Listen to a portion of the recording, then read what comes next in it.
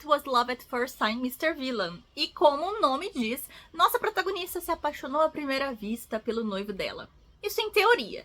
A história começa apresentando uma princesa que tá noiva de um duque.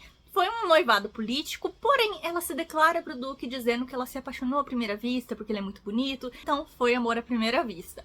Mas não é exatamente essa a história. Temos reencarnação sim, porém, dessa vez a nossa protagonista não leu a história completa, ela leu apenas a sinopse, uma breve parte explicando a história.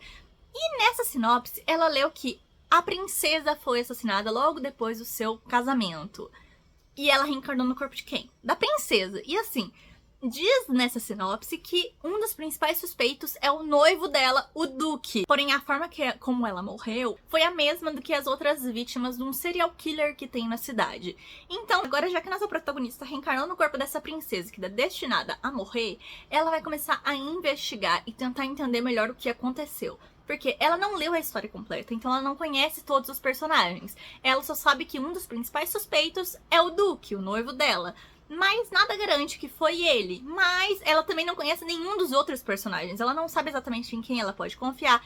Quem são os outros suspeitos, ela não tem essas informações. Porém, a nossa protagonista, na vida anterior, ela era investigadora. Então ela sabe sobre essas coisas, ela sabe mais ou menos como funciona essa questão de investigar suspeitos. E ela vai usar todo o conhecimento dela pra tentar juntar as peças nesse mundo agora que ela reencarnou e descobrir quem é o possível serial killer. E o que acontece? Não vou comentar muito mais que isso, é isso que a gente vai acompanhar. Nós vamos acompanhar ela se fazendo de boba pro Duque, fingindo que tá apaixonada, perdidamente apaixonada por ele, vendo o Duque agindo de uma maneira suspeita, ignorando ela completamente, a família real ignorando ela, porque ela é uma princesa, mas ela não é filha da imperatriz, ela é filha da amante do rei, então ela é muito destratada por todos, então assim, todo mundo odeia ela, então existem muitos possíveis suspeitos. Então, enquanto ela se faz de boa apaixonada pro Duque, às escondidas ela vai investigar, vai aproveitar os outros ataques do serial killer pra tentar entender o modus operandi dele e quem são os possíveis suspeitos além do Duque, e tentar entender também se ele realmente é o culpado, tentar ligar ele às pessoas que já foram atacadas e ver se faz algum sentido. E isso é tudo que eu vou falar pra vocês, gente, porque eu não quero dar grandes spoilers, mas a protagonista é muito inteligente e o Duque é um personagem um tanto complexo, mas o que eu vou dizer pra vocês é, vocês podem começar a ler e pensar, ah não, é mais um clichê.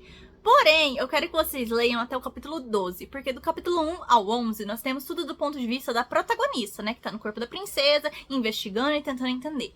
Mas no capítulo 12 e 13, a gente começa a ter as coisas do ponto de vista do Duque, e isso é um ponto de virada pra história absurdo, gente. Vocês não têm noção. Me surpreendeu muito porque virou completamente a história. Eu fiquei assim, meu Deus do céu. Conforme eu ia lendo o capítulo, vendo tudo do ponto de vista dele, minha mente ia explodindo porque é genial. Gente, é fantástico, é maravilhoso, vale a pena a leitura. E eu amei, gente, sério, é muito bom. Gosto muito da escrita, gosto como a protagonista é inteligente e gosto demais quando chega no capítulo onde a gente vê as coisas pelo ponto de vista do Duque e a gente começa a entender o mundo de uma outra forma, a gente começa a ter outra visão da história e é fascinante.